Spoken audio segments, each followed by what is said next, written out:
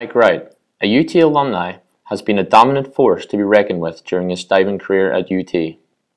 Coming from Indian River State College, Mike made the move to UT after his sophomore year, a move that proved worthwhile.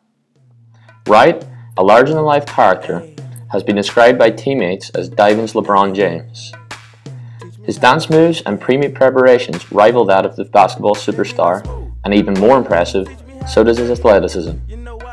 With a vertical of 36 inches and the ability to standing jump up onto a 5-foot platform, Mike would be well recruited in almost any sport. In his 2 years as a diver at UT, Mike won 2 gold medals at the SEC Championships on 3-meter and became the first African-American diver to win a US National Championship. But Mike wasn't finished making history. It took only 2 years, along with thousands of practice dives, for Mike to do it again. He became the first African-American to reach a final round of the 2012 US Olympic trials. Diving is my life. Diving is about the adrenaline. Diving is about having fun and being competitive. Mike has made the decision after this summer to retire.